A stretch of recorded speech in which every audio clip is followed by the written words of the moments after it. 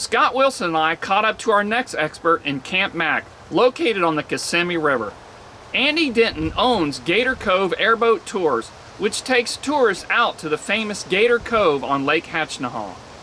His grandfather bought Camp Mack in 1947, so his family has been hunting and fishing the Kissimmee chain of lakes for over 75 years, and today he's out on the lake every day of the year except for Christmas and Easter. Andy, it's a privilege and an honor to be able to speak to you this afternoon. I wonder if you take a second, just tell us a little bit about your history here at Camp Mack and how long your family's been here. Yeah. My granddaddy bought Camp Mack in 1947. So of course I was born and raised here.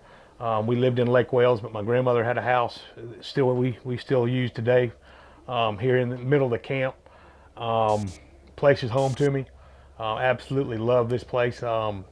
Growing up, I spent a lot of time here. Went off to school, graduated, got out in corporate America for about 15, 20 years, and knew there's a better way. I knew I could make some money on this river. It was my first love. I've got kids that I'm being raised out here on this river. It's just a place that hopefully one day if they go off and venture off, they'll eventually find their way back to this river. It's just a special place for me. And I just absolutely love it out here. I'm, of course, making a living out here on it. With the tremendous loss of habitat that I and anyone, you and anyone who spends any real amount of time on this Kissimmee chain of lakes has seen, is there a contributing factor? Is there something that you think you can point your finger at that's causing this lack of habitat? Oh, I without a doubt, it's got to be the spray program. That's the number one change that we've seen. Detrimental to the lake is the spray program. The state of Florida says there has to be some type of spray control. There has to be some type of manageable way to spray these lakes for everybody to enjoy, the fishermen, the waterfowlers, the recreational boaters. And it seems to me there's no rhyme or reason on how they spray these lakes. Like I say, we're in the airboat business. We take passengers out. We have a little track that we run, and we're on these lakes about every day. We take Christmas off, we take Easter off. Other than that, we're out here, we're running. And we see boats 5 and sometimes 6 at a time in an area spraying that we really don't understand what they're doing. I'll have customers on my boat ask me, what are they spraying? And I say, well, they appear to me to be spraying spatterdock, for example. And they say, well, why are they spraying it? And I said, well, they're trying to control these invasive species in Florida. So they spray the spatterdock. And then the next question they say, well, does it work? And I unfortunately have to tell them, no, it doesn't work. Well, what happens to all that broken down plant material? You mentioned mud. Yeah, we see Tell me about what you've seen yeah. about the depth of the mud in our lakes. And the most obvious plant that we see is the spatterdock where they spray. Because what happens is when they spray this stuff, these spatterducks are hooked up growing to a big mud tusset. It's about big as round as your leg or an arm, and these mud tussets will come floating up. That chemical gets down in them, they start releasing from the bottom, they'll start floating up. And what it does is it creates these floating islands. You'll have a bottle bush or a primrose willow, something will sprout in that mud, start growing, and it creates these big, massive floating islands that you see on the lake.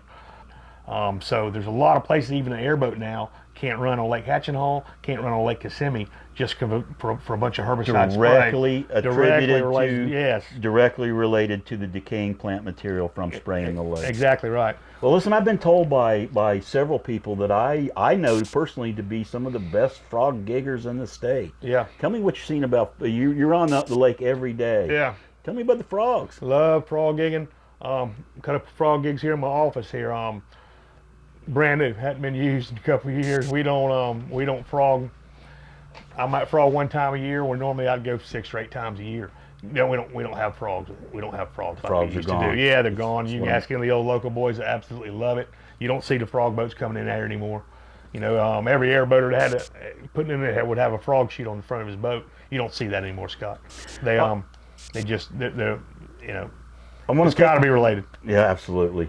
I want to take a minute and talk about the alligator egg harvest and the number of nests you're seeing now compared to what you used to see, and especially the what's happening with the alligator populations, giving tags to kill the big gators, but not having the smaller gators growing up through the years to replace that void in the ecosystem? Absolutely do not understand at all the program they have on this egg harvesting. I understand that there are some commercial boys that have these egg permits that are able to harvest these eggs, which I guess satisfies their needs for their customers on the other end. There again, why a commercial operation has to come out here to Mother Nature to satisfy his customers' ends on the other end. Don't understand that.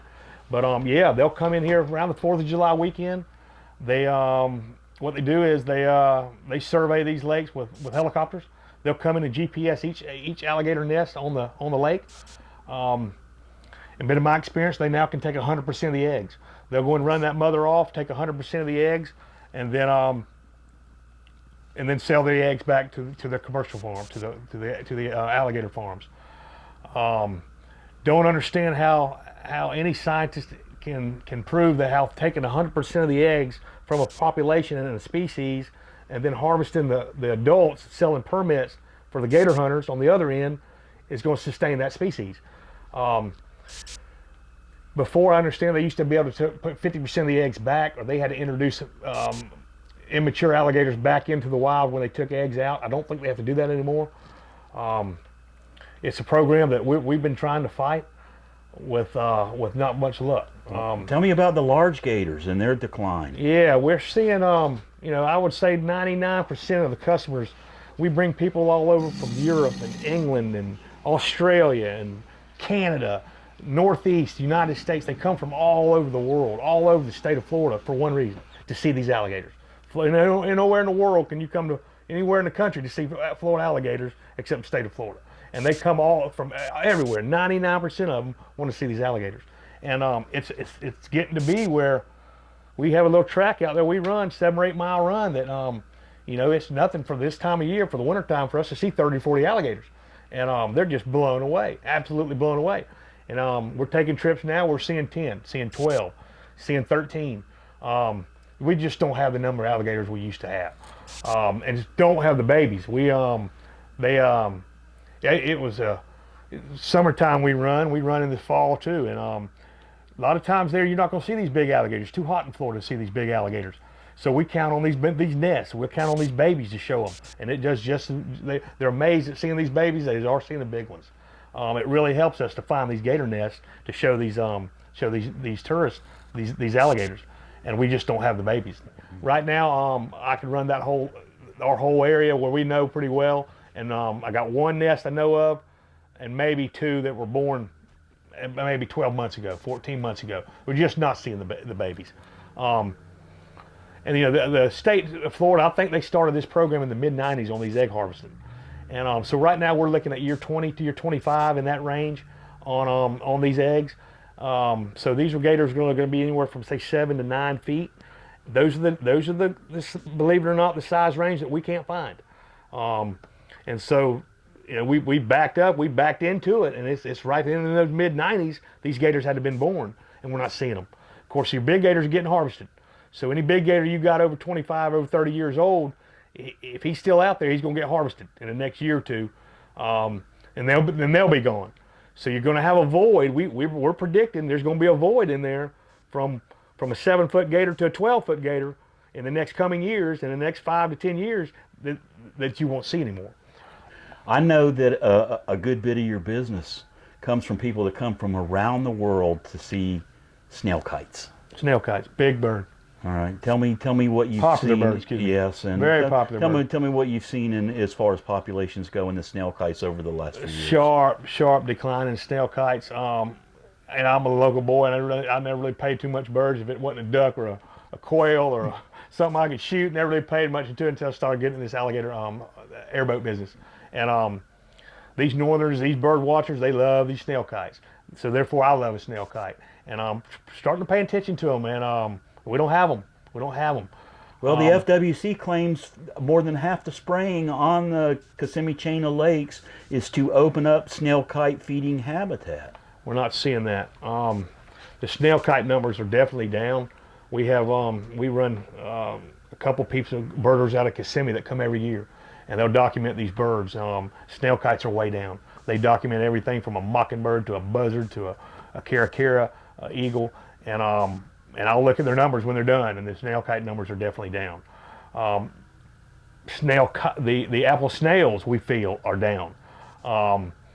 We used to give out buckets and buckets of apple snails to kids that come in, give them a souvenir or something for free. I could go collect them in a matter of 15 minutes, get all I wanted back in the day. Well, they can't do that anymore. We're having to hunt for them. I even got out of the boat and walked and tried to feel them myself, to try to find these apple snails. We're not seeing the apple snails either. Do you feel like there might be a connection between the apple snail and the herbicide program? Well, I would say yes. There's definitely a connection with, I think, the apple snails and the snail kites. No snail kites, no apple snails. That's got to be a correlation.